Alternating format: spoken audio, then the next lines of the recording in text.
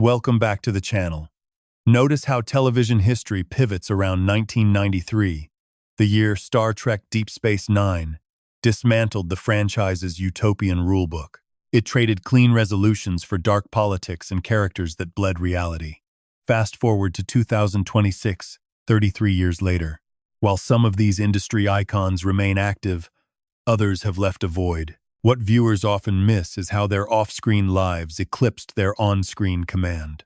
Let's analyze who remains and who defined an era. Avery Brooks, the formidable Captain Benjamin Sisko, born October 2nd, 1948 in Evansville, Indiana, brought a gravitational pull few leads possess. When the pilot aired January 3rd, 1993, Brooks was 44. Not an up-and-comer, but a seasoned heavyweight entering history. This wasn't standard casting. It was a deliberate shift toward one of the genre's most culturally significant command roles. Audiences already feared him as Hawk in Spencer. For hire a presence so lethal, it demanded its own 1989 spin-off, A Man Called Hawk. During his tenure on the station, Brooks didn't just memorize lines. He seized creative control behind the lens. This culminated in directing several episodes, most crucially the masterpiece Far Beyond the Stars. Released in 1998, that hour remains a masterclass in social commentary, piercing the Star Trek bubble with racial reality. Hollywood utilized this intensity elsewhere, most vividly on the big screen. Look at American History X, where he grounded the narrative as Dr. Bob Sweeney, earning critical nods for his authority. His career garnered Saturn Award recognition and multiple NAACP Image Award nominations, validation of his dramatic weight. Theater critics revered him equally, showering his stage work with prestigious honors. Yet, the man is an academic at heart tenured at Rutgers, prioritizing the classroom and mentorship over the red carpet. As of 2026, Avery Brooks is 77, standing as a titan who refused to play the celebrity game. His legacy isn't just Sisko, it's the uncompromising artist who proved dignity outlasts fame. Nana Visitor, the force behind Major Kira, arrived July 26, 1957 in New York City, destined for the stage. At 35 during the January 3rd, 1993 premiere, she shattered the damsel trope instantly. Kira wasn't a sidekick. She was the show's spine intense, emotionally raw, and structurally essential. Her toolkit was sharpened on daytime soaps, a grueling training ground that teaches actors to master rapid-fire dialogue. Post-station life saw her dodging typecasting with strategic precision. She pivoted to a chilling recurring villain on Dark Angel before conquering Broadway as Roxy Hart in Chicago. That transition proves a critical point about her range. She commands a room with a song and dance just as easily as she did with a uniform and phaser. Television audiences embraced her again as John Ritter in Wildfire, alongside spots in Battlestar Galactica and Torchwood. Even horror fans saw her grit in the 2009 Friday the 13th reboot. Recently, she returned to the fold, not just through voice work but as an author. Her 2024 book, Star Trek: Open a Channel, re-examines the franchise's women, bridging the gap between 90s scripts and modern feminism. At 68 in 2026, Nana Visitor represents the rare actor who expanded her character's shadow rather than living inside it. René Auberjonois, the soul of Constable Odo, was born June 1st, 1940 in New York City. He entered the station on January 3rd, 1993. At 52, he brought a level of theatrical discipline that anchored the show's fantastical elements. Before the latex mask, Auberjonois was already royalty in the acting community. We are talking about a Tony Award winner for Coco, a stage giant long before he was a shapeshifter. Television history remembers him fondly. Millions knew him from Benson, and a new generation discovered his brilliance on Boston Legal. In both, he displayed the neurotic precision that made Odo heartbreakingly human. Disney aficionados recognized the mania of Chef Louis in The Little Mermaid, singing Les Poissons with unforgettable flair. His resume is a master list of American entertainment, spanning hundreds of credits across every medium. He was the definition of a working actor, never seeking the limelight, always serving the role. We lost him on December 8th, 2019, at 79 years old. What remains is a trifecta of success: Broadway acclaim, Disney immortality, and a sci-fi legacy built on profound subtlety. Mark Alimo, the man behind the complex villain Gul Dukat, was born May 5th, 1942 in Milwaukee, Wisconsin. When Deep Space Nine premiered January 3rd, 1993, Alimo was 50, bringing a gravitas younger actors couldn't simulate. That half-century of lived experience is exactly why Dukat lands with such terrifying, unsettling realism. Alimo wasn't a rookie. He was a heavy hitter who had already grinded out a reputation for intensity across television. Check the resume. Projects Americans still quote today, including Total Recall, The Last Starfighter, Tango and Cash, and Naked Gun 33 and 1/3, The Final Insult. But here is the trivia point most Trek fans overlook. Dukat wasn't his entry point. He held a rare, specific distinction within the franchise lore before the Deep Space Nine cameras ever rolled. On The Next Generation, he originated the series' first Romulan and the first Cardassian, literally defining the on-screen psychology of two massive alien superpowers. That foundational work paid dividends on Deep Space Nine, allowing him to transform Dukat into one of sci-fi's most analyzed antagonists, a recurring nightmare who set the gold standard for charismatic villainy on American television. His distinct vocal timbre also secured a steady stream of voice work, including standout performances in the gaming industry. As of 2026, Mark Alimo is 83, and while he keeps a low profile today, his legacy is untouchable. He shaped the modern Trek era by ensuring its most dangerous monsters felt human. Alexander Siddig, the man behind Dr. Julian Bashir on Deep Space Nine, was born November 21st, 1965, in Omdurman near Khartoum, Sudan.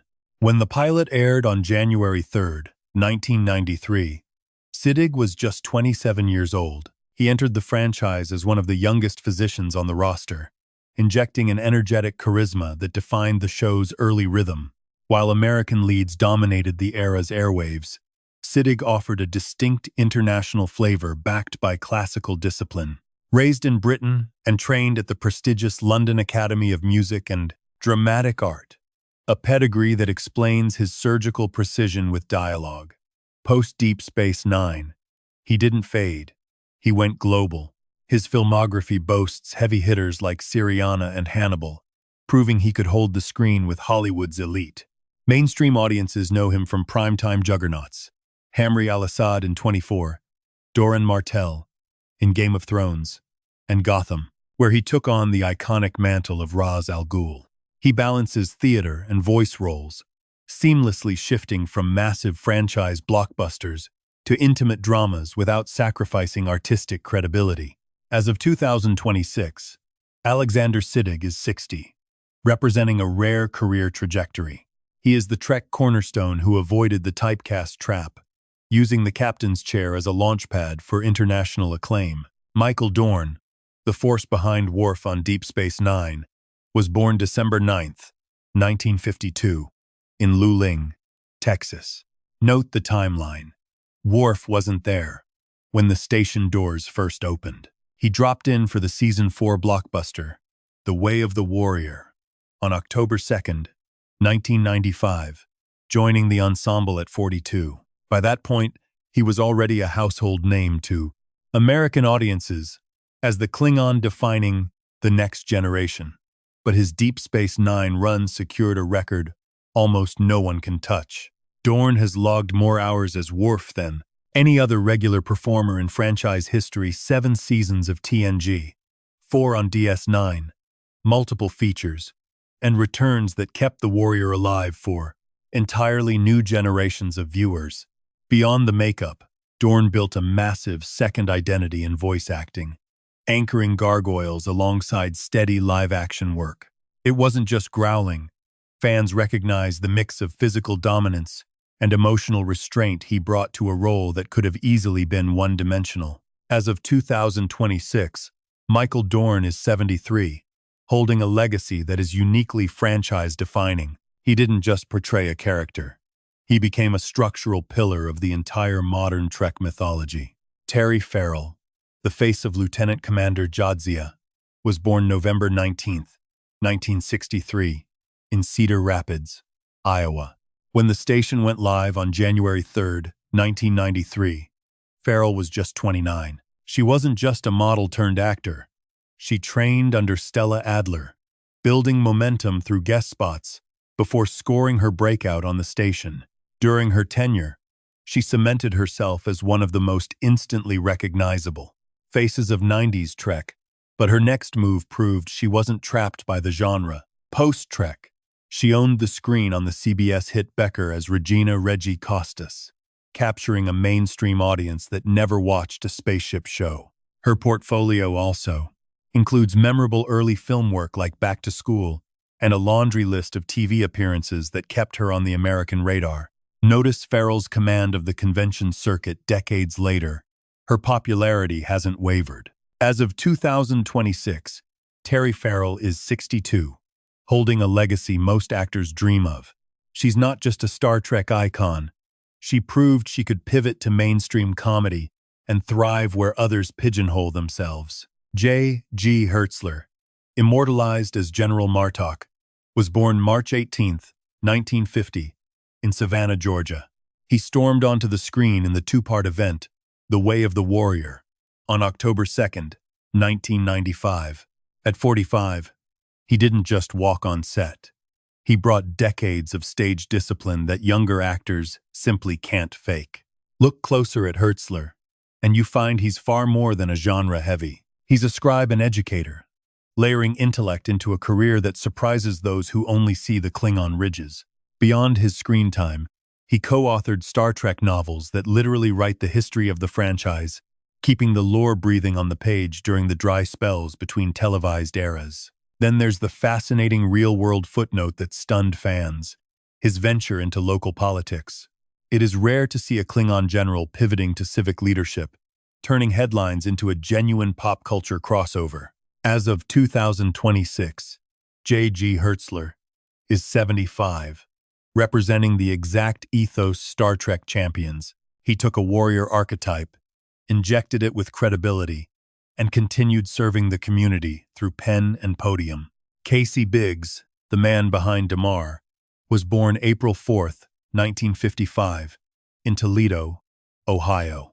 He entered the fray in Return to Grace, airing February 5, 1996. 40 years old at debut, he started as a supporting Cardassian henchman, a role designed to fade. Yet he transformed it into one of the series' most critical daughter-unbacked late-game pillars. Biggs brings Juilliard training to the table, and that classical foundation is undeniable in his performance. It is why Damar felt like a tragic historical figure rather than a sci-fi caricature, even buried under heavy prosthetics. Post-Trek, he navigated the industry with surgical precision, shifting seamlessly between procedural dramas and high-octane action, while remaining deeply connected to the craft through teaching and elite masterclasses. For the fanbase, Biggs defines the show's unique ability to elevate side characters, mastering both silent intensity and explosive emotional pivots. As of 2026, Casey Biggs is 70, leaving a legacy built on a slow-burn performance. He arrived late, but anchored the show's final chapters with a resonance few main cast members achieve. Jeffrey Combs, who immortalized Weyoun, was born September 9, 1954, in Oxnard, California. Weyoun arrived in To the Death on May 13, 1996, and at 41, Combs took a role, written as disposable, and made it indispensable instantly. He already held cult royalty status from Reanimator, bringing that same sharp electric precision to the station. What separates Combs is sheer range. Within Trek alone, he is the franchise's ultimate shapeshifter, inhabiting multiple distinct species with such specificity that fans treat spotting him like a sport.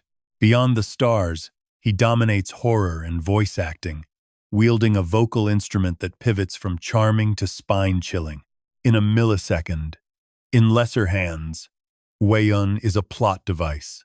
With Colm's, he is a masterclass in performance.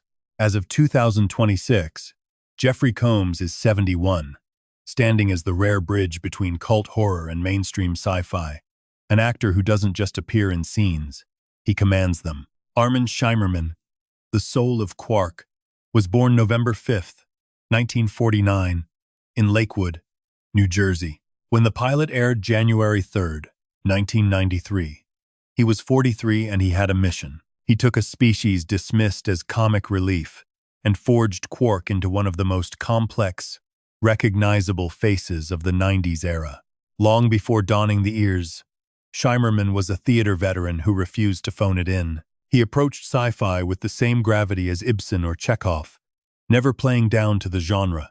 That intensity translated perfectly to Principal Snyder on Buffy the Vampire Slayer, proving his menace didn't require prosthetics. Then came his monumental second act in voiceover, defining gaming history, as Andrew Ryan in BioShock, a performance celebrated for its terrifying theatrical clarity. Off-camera, Shimerman is a scholar committed to the next generation. He spent years dissecting Shakespeare as an adjunct professor at USC, cementing his reputation not just as a star, but as a mentor, a true actor's actor. Notice Armin Shimerman at 76 years old in 2026, a rare legacy that bridges pop culture and academia. He isn't just a Star Trek icon. He remains a guardian of classical craft and a respected voice, reshaping modern gaming narratives. Colm Meaney, the force behind Chief Miles O'Brien, arrived from Dublin, Ireland, born May 30th, 1953. By the time Deep Space Nine premiered on January 3rd, 1993, Meaney was 39, a strategic veteran. Audiences already trusted him from the next generation.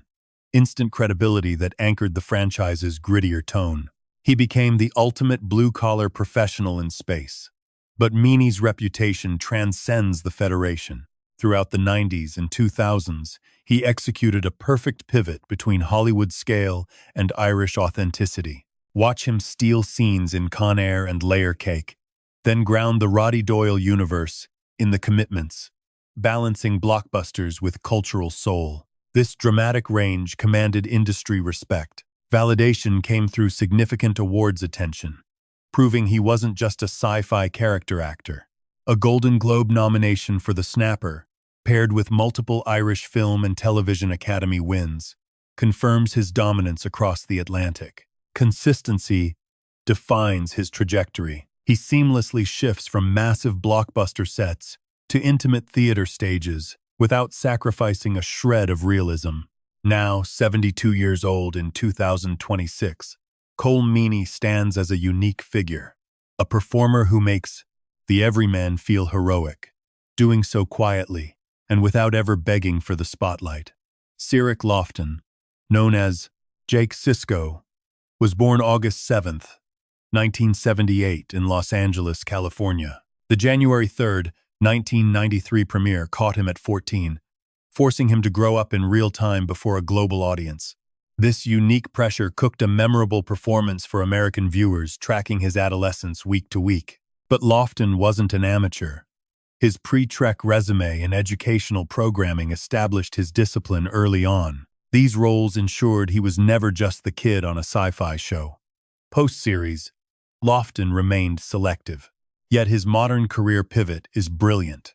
He stayed relevant by building direct infrastructure for the community. Launching the Seventh Rule podcast in 2019 wasn't just nostalgia. It created a digital hub. The platform evolved into a critical archive for cast and creators, persisting even after the tragic loss of co-host Aaron Eisenberg. That resilience transformed Lofton into part performer, part historian, bridging the gap between screen and fan with a clarity most former child stars never achieve. At 47 years old in 2026, Cirroc Lofton represents a dual legacy. He remains the heart of the station's best coming-of-age arc, while serving as the franchise's modern storyteller. Max Grodenchik, the genius behind ROM, was born November 12, 1952 in New York City. He hit the Deep Space Nine premiere on January 3rd, 1993, at 40 years old. What began as a minor Ferengi role in the pilot exploded into a fan-favorite arc, but Grodenchik was never limited to prosthetics.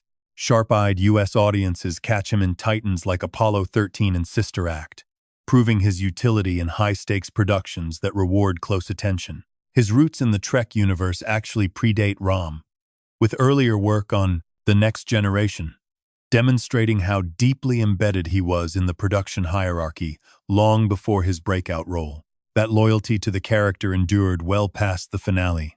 He returned to voice Rom in modern animation and gaming, capitalizing on a decades-long bond with the fanbase. This proves the audience connection is stronger now than it was during the original broadcast run. Off-screen, Grodenchik embodies the working actor's hustle. He balances stage work with the convention circuit to stay relevant. As of 2026, Max Grodenchik is 73. His legacy defines the classic slow-burn success, a performer who turned a background character into a legend and never severed the connection. Aaron Eisenberg, immortalized as Nog on Star Trek Deep Space Nine, was born January 6, 1969 in Los Angeles. At the January 3rd, 1993 debut, he was actually 23. He channeled a fierce underdog energy that turned Nog into the series' most radical character evolution. But the real battle happened behind the scenes, shaping the resilience fans came to admire. Eisenberg navigated life with severe kidney complications, enduring transplants and organ failure, while maintaining a grueling shooting schedule. He refused to let medical hardship stop him from appearing at events and building creative projects. Beyond acting, he expanded into professional photography, proving his creative impact wasn't limited to screen time. Late-stage career pivot. He co-founded the Seventh Rule podcast with Cyril Lofton, transforming static Deep Space Nine nostalgia into an active, breathing community. When Eisenberg died on September 21st, 2019 at just 50, the industry reaction bypassed standard PR to reveal a deeper truth. His reputation was built on radical kindness and grit that mirrored his on-screen journey. Notice the distinction. His legacy isn't just the role of Nog, but the emotional accessibility he offered fans, a foundation strong enough that the podcast thrived even post-mortem. He remains the standard-bearer for the underdog arc, immortalizing the hustle of service and self-improvement. Enter the heavy artillery. Louise Fletcher, the force behind Kai Wynn, born July 22nd, 1934 in Birmingham, Alabama. Her debut in the Hands of the Prophets marked a tonal shift for the series.